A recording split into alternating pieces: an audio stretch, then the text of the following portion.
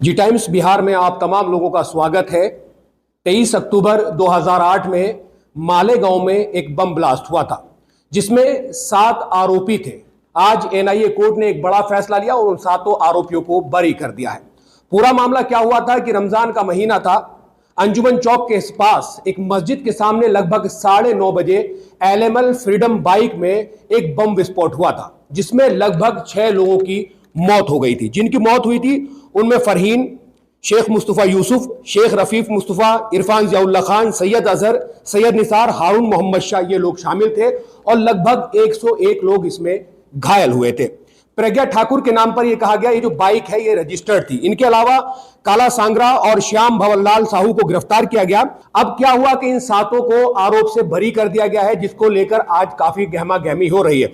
अलग अलग संगठन, अलग अलग नेताओं के, अलग अलग दलों के नेताओं ने इस पूरे मामले को लेकर, इस पूरे फैसले को लेकर क्या कुछ कहा है, हम आपको वो सुनाना चाहते हैं। आइए जानते हैं क्या कुछ ये लोग कह रहे हैं। एनआईए है, सेंट्रल गवर्नमेंट भी है ना, पापा जी को क्यों भूल जा रहे आप लोग?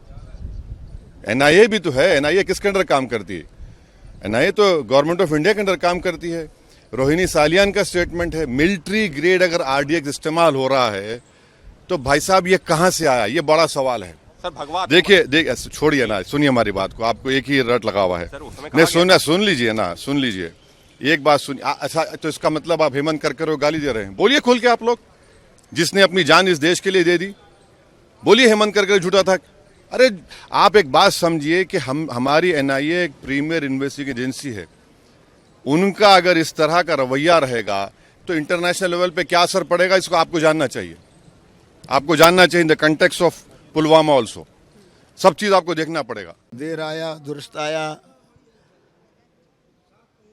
झूठी बुनियाद पर अपराध पंजीकृत किया गया था। भारतीय संस्कृति, भारतीय दर्शन, हिंदू सनातन परंपरा को बदनाम करने के लिए भगवा आतंकवाद जैसा मनगढ़ंत शब्द गढ़ा गया था। कोई साधु सन्यासी भारतीय संस्कृति को मानने वाला, भारतीय दर्शन को मानने वाला, हिंदू परंपरा का, हम लोग वो लोग हैं जो सबके कल्याण में विश्वास रखते हैं। सर्वे भवन्तु सुखिनः, सर्वे सन्तु निरामया, सर्वे भद्राणि पश्यन्तु, माँ कश्चित् दुख भाग भवे, कोई भी दुखी न हो, इस भावना को लेने वाले लोग हम हैं। और हम वसुधा को अपना परिवार मानते हैं। हमारे शास्त्रों में लिखा है, अयम निजः परोवेति गणना लघु चेतसाम उदार चरिता नाम तो वसुधैव कुटुम्बकम। जो समझदार लोग होते पृथ्वी को अपना परिवार। देखिए, मैं पहली बात तो ये कहना चाहता हूं कि ये पूरा षड्यंत्र ये कांग्रेस प्रणीत यूपीए सरकार का था। पुलिस ने उनके दबाव में काम किया, क्योंकि 9/11 के बाद इस्लामिक टेररिज्म इस प्रकार का जो एक नैरेटिव कॉइन हुआ और पूरे विश्व में हुआ, तो कहीं ना कहीं उसको जवाब देने के लिए या एक प्रकार से जो एक्सट्रीमिस्ट विचारों के लोग हैं उनको वोट बैंक में परिवर्तित करने के लिए हिंदू टेररिज्म और भगवा टेररिज्म ये वर्ड कॉइन करने के लिए पुलिस पर दबाव डालकर ये सारी चीजें की गई, ऐसा स्पष्ट हो रहा है।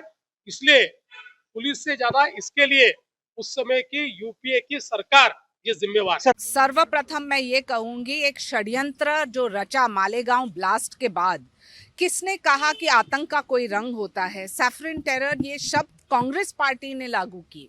उसके बाद जब एटीएस ने दुर्व्यवहार किया तब ये केस गया नेशनल इन्वेस्टिगेटिव एजेंसीज को। 17 साल बाद जो 320 ऐसे विटनेसेस हैं और आदरणीय कोर्ट ने आज निर्णय दिया है, हमको ये स्वीकार करना चाहिए और ये समझना चाहिए ये हिंदुत्व की जीत नहीं है, सच्चाई की जीत है इन अ कोर्ट ऑफ लॉ। आप देखिए, कल भारत की माननीय गृह मंत्री जी ने भी सदन में बताया था कि Hindu by philosophy, Hindu cannot be terrorist, because हमारे संस्कृति और हमारे सभ्यता में कभी भी और या कोई भी हमारा धर्म ग्रंथ कभी भी टेररिज्म को एनकरेज नहीं करते हैं। लेकिन कांग्रेस का समय में एक पार्टिकुलर कम्युनिटी को एपीस करने के लिए एक टर्म और एक शब्दावली बनाया गया था कि Hindu terror, Hindu and terror are two diametrically opposite concept. Hindu कभी टेरर को विश्वास करते ही नहीं और हिंदू कभी टेररिस्ट हो ही नहीं सकता है।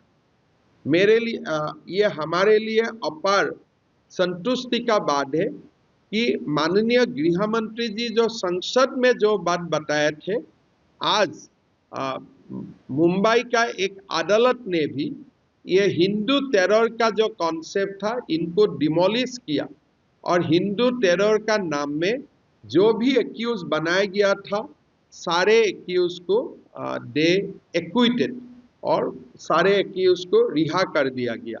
सो ये जो हमारे एक लॉन्ग स्टैंडिंग एक ऑब्जेक्शन था कि हिंदू टेरर ये सब should not have been used और ये एक कम्युनिटी को अपीस करने के लिए ही कांग्रेस ने किया था, आज ये और एक बार